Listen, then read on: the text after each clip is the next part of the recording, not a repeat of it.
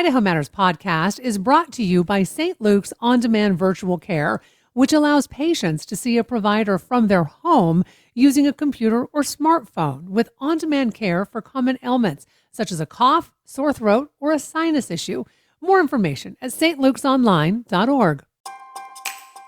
Hi, I'm Charlie Hunt. And I'm Jackie Kettler. We're both political scientists who also love to gossip about political scandals. In Season 1 of Scandalized, we told the stories of some of our favorite scandals from across American history. While we work on Season 2, we're dropping 5 brand new bite-sized episodes to whet your appetite. Listen to new episodes of Scandalized starting Monday, September 29th at boisestatepublicradio.org or wherever you get your podcasts.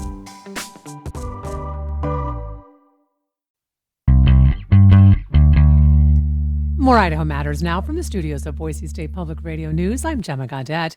Today, we're welcoming author Ellen O'Clover. She's here to talk about her brand new novel, The Heartbreak Hotel. It is a really heartwarming story about love and loss and learning to start fresh, all with a really unique hotel as the backdrop. So we're going to hear what inspired her to write this novel and why she thinks so many readers will connect with the characters. Ellen, it is so nice to have you on the show. Thank you for having me. I'm thrilled to be here. Okay, so for folks who haven't picked up a copy of your book, what is The Heartbreak Hotel all about? So The Heartbreak Hotel is a love story between Louisa, who's a therapist opening a bed and breakfast for the brokenhearted, and Henry, who is her landlord and hates that she's doing this in his house because he has a hidden heartbreak of his own. Okay, so the idea of a hotel that's designed to help people heal after heartbreak, I think is super unique. Where in the world did this inspiration come from? Thank you.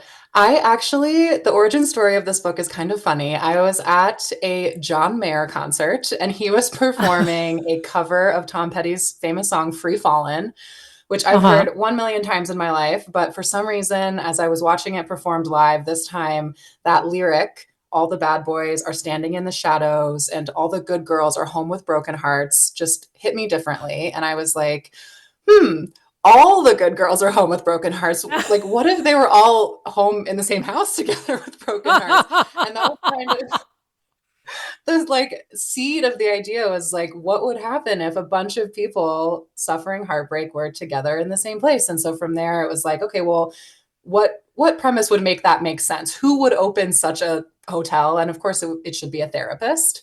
And wouldn't it be so great if the story that's about heartbreak is also about its opposite, love and romance? Okay, so I don't want you to give too much away because there are folks who are listening who haven't read the book. But do you have a favorite moment or maybe a scene in the book that you're especially excited for readers to discover? Ooh, fun question. Writing this book was such a joy, and I think I have a lot of favorite moments, but one that stands out in particular, this is a love story, it's a romance, but a really important B plot to me is that it's also kind of a best friend story. And the main character, Louisa, is helping her best friend, May, through a breakup of her own.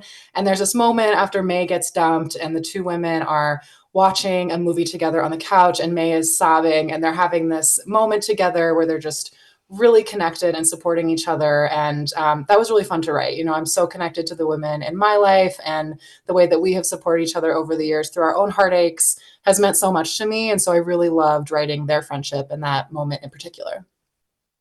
I think heartbreak is arguably something that almost everyone goes through in one way or another.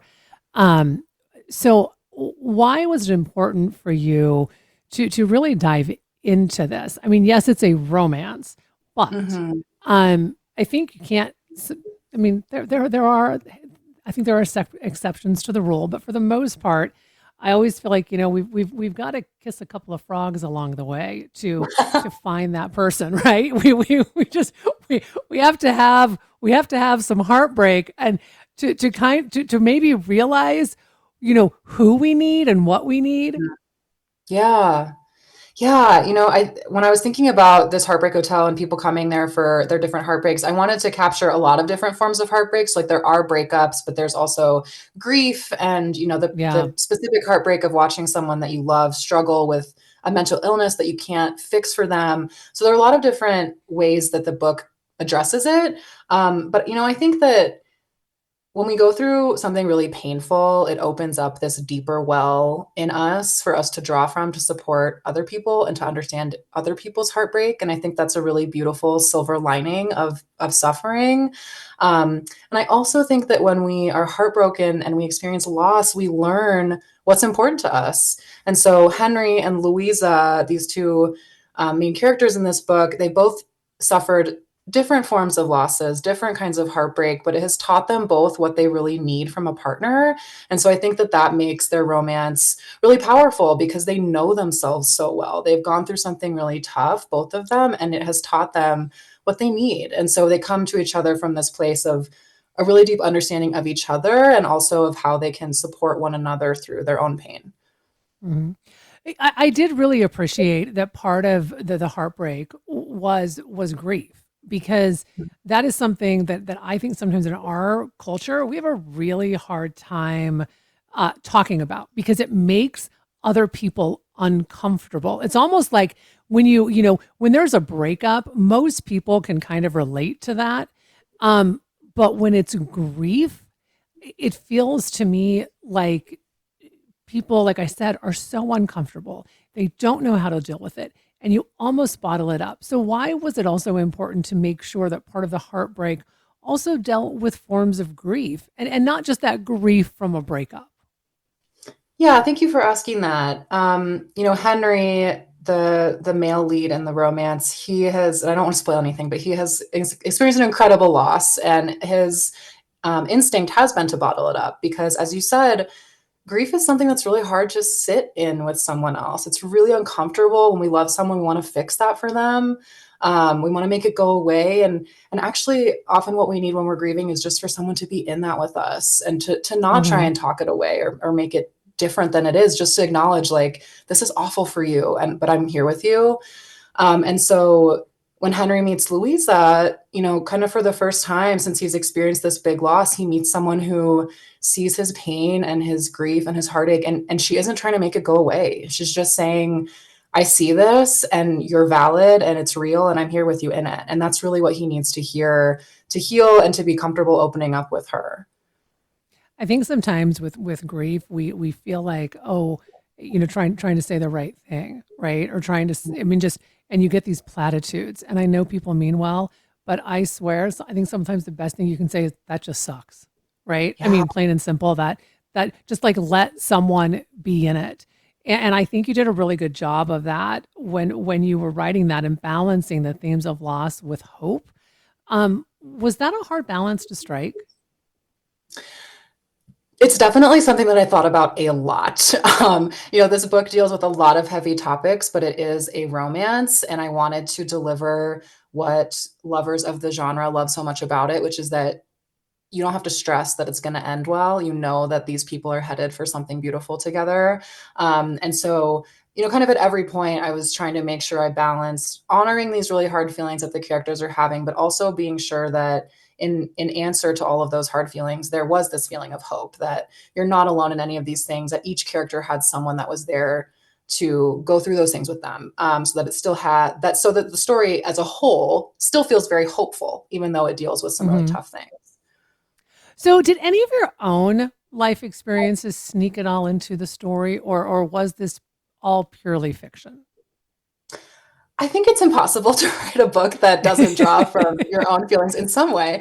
The biggest one is that I live in Colorado. The book is set in Estes Park, Colorado, which is actually where Yeah. my parents live. And so I spend a lot of time up there. It's a beautiful mountain town. It's the gateway to Rocky Mountain National Park. And so I definitely drew a lot of the setting from my own experience. And then in terms of the themes of the book, I think the older I get, the more I realize how valuable the people in my life are when I'm going through something hard, that really it's impossible to get through a tough thing without community. At least it always has felt that way to Mm. me. And so I think drawing on a lot of the experiences I've had of my own suffering and who's been there for me during it, and also watching people that I love go through hard things and figuring out how to best show up for them.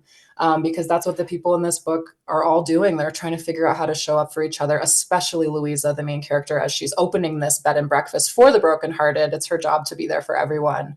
And so that was certainly Mm. informed by how moved I've been in my life by people who have shown up for me when I've needed them.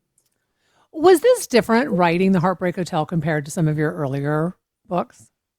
Oh, absolutely. I have two other books out, and they are both young adult novels. This is actually my adult debut. And so it was a pivot for me in a lot of ways. You know, it's a romance, so it does have some adult content, which was very fun to write. And I love romance. My YA novels are not romances, but they do have romance in them. And that was always my favorite part of them to write.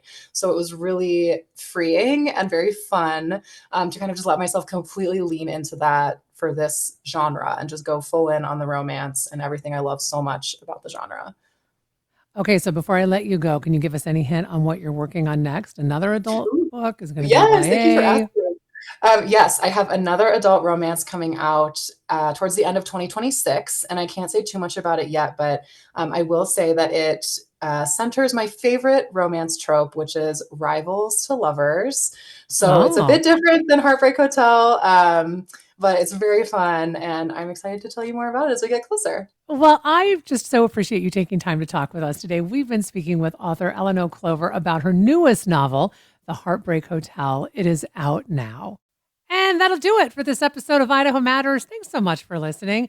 And just a reminder, you can find all of our episodes wherever you get your podcasts.